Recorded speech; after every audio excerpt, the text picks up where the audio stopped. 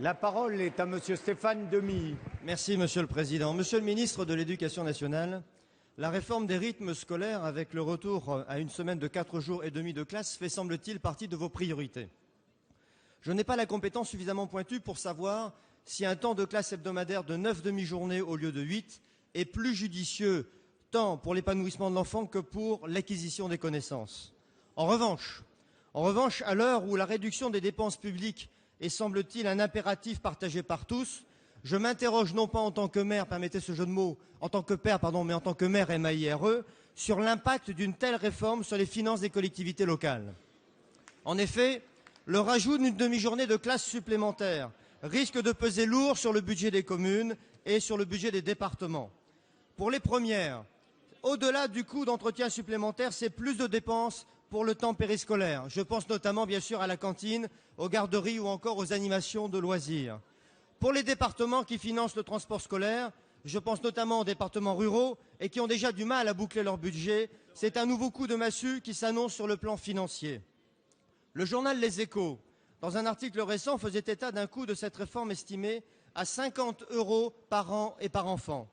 Si vous multipliez ce coût unitaire par 6,5 millions d'écoliers en France, chacun comprendra que cette réforme, aussi judicieuse soit-elle sur le plan pédagogique, interpelle les gestionnaires des budgets locaux. Alors, Monsieur le ministre, ma question est extrêmement simple. Êtes-vous conscient de cet impact budgétaire pour les collectivités?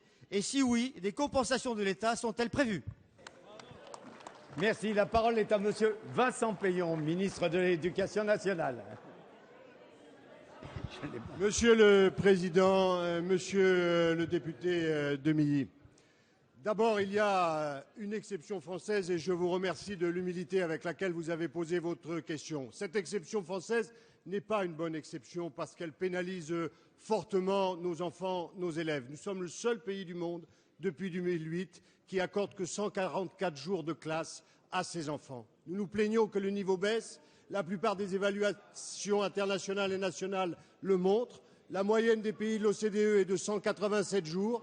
Votre Assemblée a voté à l'unanimité il y a 2 ans un rapport pour dire qu'il fallait revenir sur les 4 jours. L'Académie de médecine ne cesse de le dire et le gouvernement précédent avait d'ailleurs organisé une grande consultation pour créer un consensus qui existait pour que l'on revienne à une semaine plus équilibrée. Dans le fond, si l'intérêt des élèves, c'est l'intérêt de la France, il y a 3 grandes réformes à faire. Celle-là, celle de la formation des maîtres et celle de la priorité au primaire. Je crois qu'autour de ces réformes, on peut créer un grand rassemblement. Vous me demandez si je suis conscient que cela suppose un effort de la part des collectivités locales.